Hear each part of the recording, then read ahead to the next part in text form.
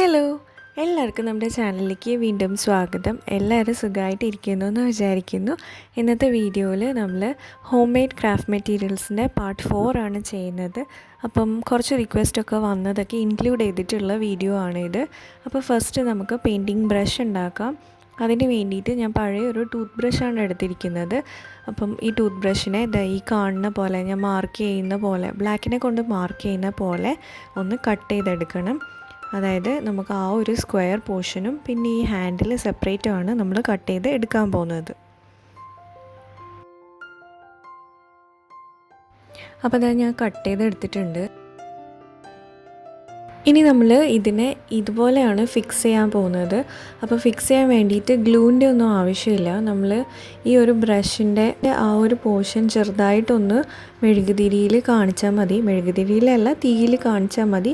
എന്നിട്ട് നമ്മളിതൊന്ന് ഒട്ടിച്ച് കൊടുത്താൽ മതി. അതായത് അത് പ്ലാസ്റ്റിക് ആണല്ലോ, അപ്പോൾ ഉരുകി കഴിയുമ്പോൾ നമുക്ക് ഇവിടെ ഒന്ന് ജസ്റ്റ് വെച്ച് കൊടുക്കുമ്പോൾ തന്നെ അത് ഒട്ടിക്കിട്ടും. അപ്പോൾ നമ്മുടെ ബ്രഷ് റെഡി ആയിട്ടുണ്ട്. ഇനി ഇത് വർക്ക് ചെയ്യുന്നുണ്ടോ എന്നുള്ളത് നമുക്ക് നെക്സ്റ്റ് വീഡിയോയിൽ കാണാം.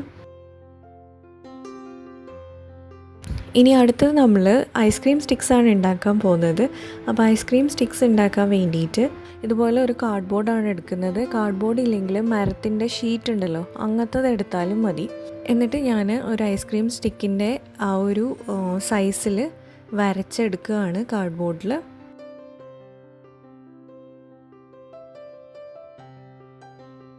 എന്നിട്ട് അതിനനുസരിച്ചിട്ട് നമ്മൾ കട്ട് ചെയ്ത് എടുക്കുക. ഇത് നമ്മുടെ കൊറിയറൊക്കെ വരുന്ന അങ്ങനത്തെ കാർഡ്ബോർഡല്ല. നമ്മുടെ ബിസ്ക്കറ്റൊക്കെ മേടിക്കുമ്പോൾ ബിസ്ക്കറ്റ് അതുപോലെ സോപ്പിൻ്റെ ഒക്കെ കവറില്ലേ, ആ ഒരു കാർഡ്ബോർഡാണ് എടുത്തത്. അപ്പോൾ അങ്ങനത്തെ കാർഡ്ബോർഡ് എടുക്കുമ്പോഴാണ് കുറച്ചും കൂടെ ഒറിജിനാലിറ്റി ഫീൽ ചെയ്യുന്നത്. അപ്പം ഇതിന് പെയിൻറ്റ് ചെയ്യുകയാണ്. ഇപ്പം നമ്മുടെ ബ്രഷ് യൂസ് ചെയ്തിട്ടാണ് ഞാൻ പെയിൻറ്റ് ചെയ്യുന്നത്. അപ്പോൾ നമുക്ക് ഇഷ്ടമുള്ള കളർ കൊടുക്കാം. കളേർഡ് സ്റ്റിക്സ് വേണമെങ്കിൽ ഇഷ്ടമുള്ള കളറിൽ പെയിൻറ്റ് ചെയ്യാം. അപ്പോൾ ഞാനിപ്പോൾ യെല്ലോ കളറാണ് കൊടുക്കുന്നത്. നമ്മുടെ ബ്രഷ് നല്ലപോലെ വർക്ക് ചെയ്യുന്നുണ്ട്.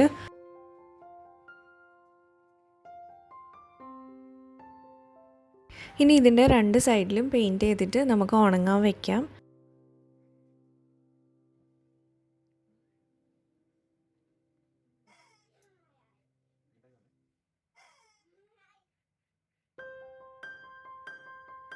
അപ്പോൾ ഇതാ നമ്മുടെ ഐസ്ക്രീം സ്റ്റിക്സ് റെഡി ആയിട്ടുണ്ട്. ഇതുപോലെ നിങ്ങൾക്ക് ഏത് കളറിൽ വേണമെങ്കിലും ഉണ്ടാക്കി എടുക്കാവുന്നതാണ്. ഇനി നമുക്ക് നെക്സ്റ്റ് സ്റ്റോൺ സ്റ്റിക്കർ എങ്ങനെ ഉണ്ടാക്കുക നോക്കാം. സ്റ്റോൺ സ്റ്റിക്കർ ഉണ്ടാക്കാൻ വേണ്ടിയിട്ട് ഞാൻ കുറച്ച് ഐഡിയാസൊക്കെ ഷെയർ ചെയ്തിട്ടുണ്ടായിരുന്നു. ഇത് വേറെ തന്നെ ഒരു ഐഡിയ ആണ്. ഇത് ഞാൻ ഗുളിക വെച്ചിട്ടാണ് ഉണ്ടാക്കുന്നത്. നമ്മുടെ എക്സ്പയറി ആയ കളയാൻ വെച്ച ഗുളികകളൊക്കെ ഉണ്ടെങ്കിൽ അത് യൂസ് ചെയ്യാം. എൻ്റെ അടുത്ത് ഇപ്പോൾ ഉണ്ടായിരുന്നത് കുറച്ച് വലിയ ഗുളികയാണ്. നിങ്ങളുടെ അടുത്ത് ചെറിയ ചെറിയ ഗുളികകൾ ഉണ്ടെങ്കിൽ ഒറിജിനൽ സ്റ്റോൺസ് ആണെന്നേ തോന്നുള്ളൂ, ചെറിയ ഗുളികയൊക്കെ ആണെങ്കിൽ. അപ്പോൾ ഞാൻ ഡബിൾ സൈഡ് ടേപ്പ് വെച്ചിട്ട് ഇതിനെ ഒന്ന് ഒട്ടിച്ച് കൊടുക്കുകയാണ്. അപ്പോൾ ഗ്ലൂ ഉള്ള ഭാഗത്ത് നമ്മൾ ഈ ഒരു ഗുളിക ഒട്ടിച്ച് കൊടുക്കുക. അപ്പോൾ ഗുളിക ഒട്ടിക്കുമ്പം ഫ്ലാറ്റ് ആയിട്ടുള്ള സ്മൂത്ത് ആയിട്ടുള്ള സർഫസ് മേലെ വരുന്ന രീതിയിൽ വേണം ഒട്ടിച്ച് കൊടുക്കാൻ വേണ്ടിയിട്ട്. അതായത് ഗുളികയിൽ ഇങ്ങനെ ഓരോ മാർക്കൊക്കെ ഉണ്ടാവില്ലേ, അത് താഴെ വരുന്ന രീതിയിൽ വേണം ഒട്ടിച്ച് കൊടുക്കാൻ. അതായത് അത് പുറമേ കാണാൻ പാടില്ല.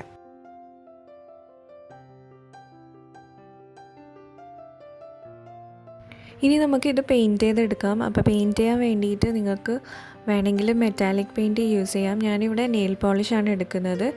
നെയിൽ പോളിഷിന് അത്ര ഗ്ലിറ്റർ ഇല്ലായിരുന്നു. അപ്പം ഞാൻ പിന്നീട് ഗ്ലിറ്റർ ഗ്ലൂ വെച്ചിട്ട് ഒന്നും കൂടെ ഗ്ലിറ്റർ ആഡ് ചെയ്ത് കൊടുക്കുന്നുണ്ട്. നിങ്ങൾക്ക് ആദ്യം തന്നെ വേണമെങ്കിൽ ഇതിൻ്റെ മുകളിൽ ഗ്ലൂ അപ്ലൈ ചെയ്തിട്ട് ഗ്ലിറ്റർ ഇട്ട് കൊടുക്കാം. അതല്ലാന്നുണ്ടെങ്കിൽ പെയിൻറ്റ് ചെയ്ത് കൊടുക്കാം. നിങ്ങളുടെ ഇഷ്ടത്തിന് നിങ്ങൾക്കിത് ചെയ്തെടുക്കാവുന്നതാണ്. അപ്പോൾ ഇത് ഉണങ്ങി കഴിയുമ്പോൾ ഇങ്ങനെയാണ് ഉണ്ടാവുക. ശരിക്കും സ്റ്റോൺ സ്റ്റിക്കേഴ്സ് പോലെ തന്നെ ഉണ്ട്. ഇനി നമ്മൾ ഇതിൻ്റെ ഈ ഒരു എക്സ്ട്രാ വരുന്ന പോർഷനൊക്കെ ഒന്ന് കട്ട് ചെയ്ത് കളയാം. ഒന്നുകിൽ നമുക്ക് ഇങ്ങനെ ചെയ്യാം. അപ്പോൾ നമുക്ക് ആവശ്യം വരുമ്പോൾ ആ ബാഗിലത്തെ സ്റ്റിക്ക് പേപ്പർ ഇളക്കി കളഞ്ഞിട്ട് നമുക്ക് യൂസ് ചെയ്യാം. അതല്ലാന്നുണ്ടെങ്കിൽ ആദ്യം തന്നെ സ്റ്റിക്കർ പേപ്പർ ഇളക്കി കളഞ്ഞിട്ട് നമുക്ക് ഇതൊക്കെ ഒരു ബട്ടർ പേപ്പറിലേക്കോ അങ്ങനെ ഒരു സ്റ്റിക്കർ പേപ്പറിലേക്കോ ഒട്ടിച്ച് കൊടുത്തിട്ട് നമുക്ക് അതിൽ നിന്ന് ഇളക്കിയെടുക്കുകയും ചെയ്യാം. അതായത് ഒരു സെറ്റ് പോലെ ഉണ്ടാക്കിയെടുക്കാം. അപ്പോൾ സ്റ്റോൺ സ്റ്റിക്കേഴ്സും റെഡി ആയിട്ടുണ്ട്.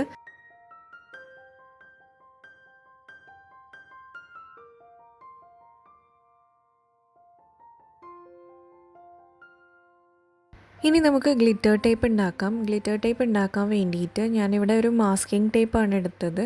മാസ്കിംഗ് ടേപ്പ് ഇല്ലയെന്നുണ്ടെങ്കിൽ സെല്ലോ ടേപ്പ് എടുത്താലും മതി. ഈ ഒരു മാസ്കിംഗ് ടേപ്പ് നമുക്ക് ആവശ്യമുള്ള ലെങ്ത്തിൽ എടുക്കുക. ഇതിപ്പം വീതി കൂടുതലാണ്. ഞാനിപ്പോൾ കുറച്ചൊരു ടേപ്പിൻ്റെ, അതായത് ഗ്ലിറ്റർ ടേപ്പിൻ്റെ ആ ഒരു സൈസിലാണ് ഞാൻ ചെയ്തെടുക്കുന്നത്. ഗ്ലിറ്റർ ടേപ്പിൻ്റെ ആ ഒരു സൈസിൽ ഞാനിവിടെ ഗ്ലിറ്റർ ഗ്ലൂ ആണ് ഇതിൻ്റെ മുകളിൽ അപ്ലൈ ചെയ്ത് കൊടുക്കുന്നത്.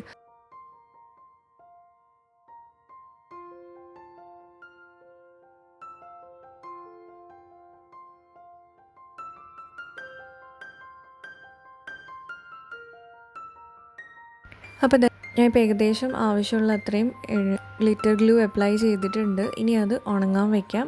ഉണങ്ങിയതിന് ശേഷം നമുക്ക് ഈ ഒരു സൈസിൽ കട്ട് ചെയ്തെടുത്തു കഴിഞ്ഞാൽ ഗ്ലിറ്റർ ടേപ്പ് റെഡിയാവും. ഇതിലിപ്പോൾ ആ ഒരു വൈറ്റ് കുറച്ച് കാണുന്നുണ്ട്. അപ്പം ഇതൊന്ന് ഒരു കോട്ട് ഉണങ്ങി കഴിഞ്ഞാൽ സെക്കൻഡ് ഒരു കോട്ടും കൂടെ കൊടുത്താൽ പെർഫെക്റ്റ് ആയിട്ട് കിട്ടും.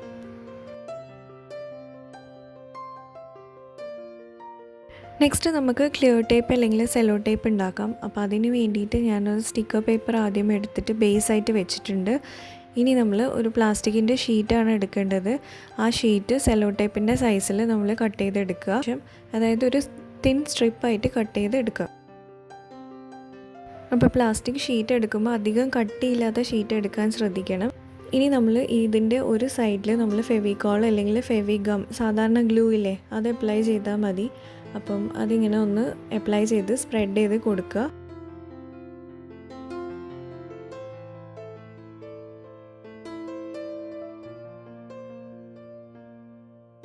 അപ്പോൾ നമ്മുടെ സെല്ലോ ടേപ്പ് റെഡി ആയിട്ടുണ്ട്. ഇനി ഇത് നമുക്ക് ഒരു പ്ലാസ്റ്റിക്കിൻ്റെ റോളിൽ ചുറ്റി വെച്ച് കഴിഞ്ഞ് ആവശ്യം വരുമ്പോൾ യൂസ് ചെയ്യാം.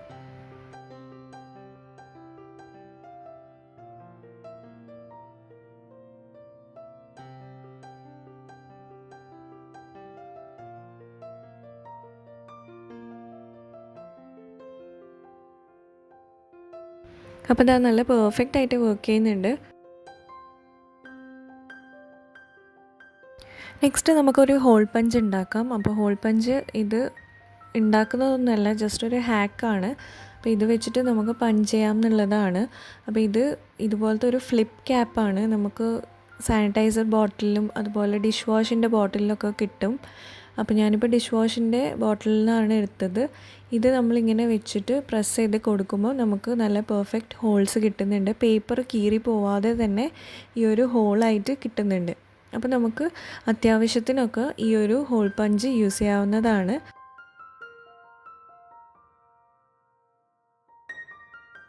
ഇനി നമുക്കൊരു പേപ്പർ കട്ടർ എങ്ങനെയാണ് ഉണ്ടാക്കുക നോക്കാം. അപ്പോൾ ഇതിന് വേണ്ടിയിട്ട് ഞാൻ 2 ഐസ്ക്രീം സ്റ്റിക്കാണ് എടുത്തത്. അപ്പോൾ ഇത് ബ്ലേഡ് ഇല്ലാതെയാണ് ചെയ്യുന്നത്. ബ്ലേഡിന് പകരം ഞാൻ ഷാർപ്നറില്ലേ, നമ്മുടെ ഷാർപ്നറിൻ്റെ ആ ഒരു ബ്ലേഡാണ് എടുക്കുന്നത്. ഇനി അത് നമ്മൾ ഇതുപോലെ ഇങ്ങനെ ഒന്ന് ഒട്ടിച്ചു കൊടുക്കുക. ഈ 2 ഐസ്ക്രീം സ്റ്റിക്സിൻ്റെ നടുവിലായിട്ട് നമ്മളൊന്ന് ഒട്ടിച്ചു കൊടുക്കുക. എന്നിട്ട് അത് ഉണങ്ങാൻ വെക്കുക. ഉണങ്ങിയതിന് ശേഷം നമുക്ക് പെർഫെക്റ്റ് ആയിട്ടുള്ള കട്ടർ റെഡിയാവും. അപ്പോൾ ഇത് കാർഡ്ബോർഡും പേപ്പേഴ്സും ഒക്കെ കട്ട് ചെയ്യാനൊക്കെ നല്ലപോലെ വർക്ക് ചെയ്യുന്നുണ്ട്.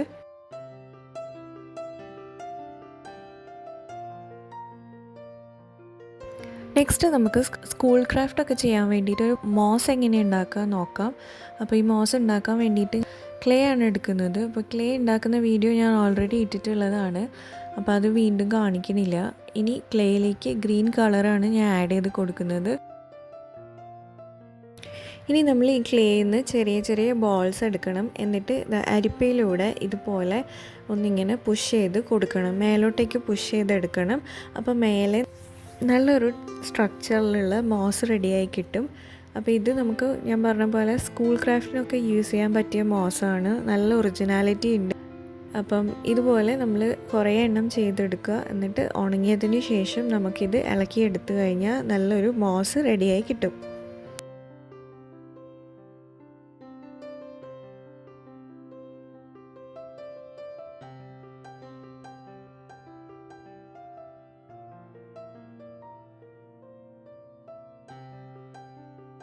ഇനി നമുക്ക് കുറച്ച് കളർ സ്റ്റോൺസ് ഉണ്ടാക്കാം. അപ്പോൾ അതിന് വേണ്ടിയിട്ട് ഗോതമ്പ് പൊടിയാണ് ഞാൻ എടുക്കുന്നത്. കളറിന് വേണ്ടിയിട്ട് ഞാൻ മഞ്ഞളാണ് എടുക്കുന്നത്. അപ്പോൾ ഗോതമ്പ് പൊടിയും മഞ്ഞളും കൂടിയിട്ട് വെള്ളം മിക്സ് ചെയ്തിട്ട് നമ്മൾ ചപ്പാത്തി മാവിന് കുഴക്കുന്ന ആ ഒരു പരുവത്തിൽ മാവ് റെഡിയാക്കി എടുക്കുക.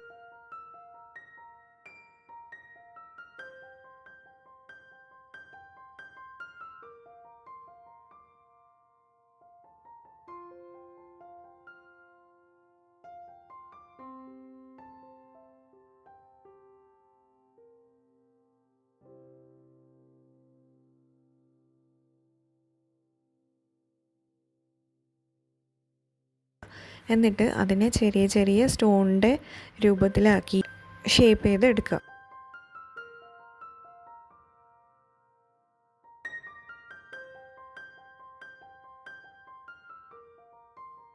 ഇങ്ങനെ നമുക്ക് എന്ത് കളർ വേണമെങ്കിലും ഉണ്ടാക്കിയെടുക്കാം. പെയിൻറ്റ് വേണമെങ്കിൽ യൂസ് ചെയ്യാം, അതല്ല ഫുഡ് കളർ വേണമെങ്കിൽ യൂസ് ചെയ്യാം. അത് നിങ്ങളെ ഇഷ്ടത്തിനനുസരിച്ചിട്ട് പല കളേഴ്സ് ഉണ്ടാക്കിയെടുക്കാം. അപ്പം ഞാനിപ്പം പെയിൻറ്റൊന്നും യൂസ് ചെയ്യാതെ ജസ്റ്റ് മഞ്ഞളും കുങ്കുമവും അതുപോലെ ഉജാലയും വെച്ചിട്ടാണ് ഈ കളേഴ്സ് ഉണ്ടാക്കിയിരിക്കുന്നത്. അപ്പോൾ ഇത് ഉണങ്ങിയതിന് ശേഷം ഇതുപോലെയാണ് ഉള്ളത്. അപ്പം ഉണങ്ങാൻ കുറച്ച് ടൈം എടുക്കും. വെയിലത്ത് വെച്ച് ഉണക്കിയെടുക്കുക. ഇനി നമ്മൾ വാർണിഷും കൂടെ അപ്ലൈ ചെയ്ത് കഴിഞ്ഞാൽ നല്ലപോലെ ഷൈനിങ് ആയിട്ടുള്ള സ്റ്റോൺസ് റെഡിയായി കിട്ടും.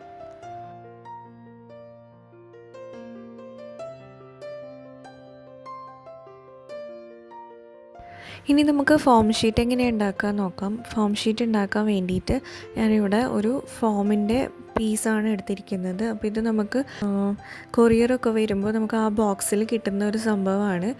ഇനി ഞാൻ ഗ്രീൻ കളർ ഫോം ഷീറ്റാണ് ഉണ്ടാക്കുന്നത്. അതുകൊണ്ട് ഞാനൊരു ഗ്രീൻ പേപ്പർ എടുത്തിട്ടുണ്ട്. എന്നിട്ട് ഇതുപോലെ ഈ പേപ്പർ രണ്ട് സൈഡിലും പേപ്പറിൻ്റെ ഒരു സൈഡിൽ ഗ്ലൂ ഫുള്ളായിട്ട് അപ്ലൈ ചെയ്തിട്ട് ഈ ഫോമിൻ്റെ പീസ് അതിൻ്റെ മുകളിൽ ഒട്ടിച്ചു കൊടുക്കുക.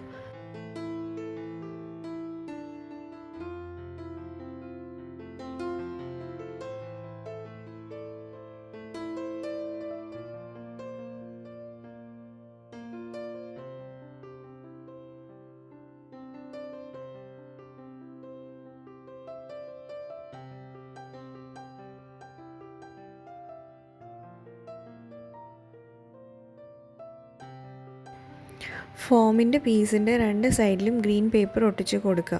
അപ്പോൾ നമുക്ക് ഗ്രീൻ കളർ ഫോം ഷീറ്റ് റെഡിയാവും.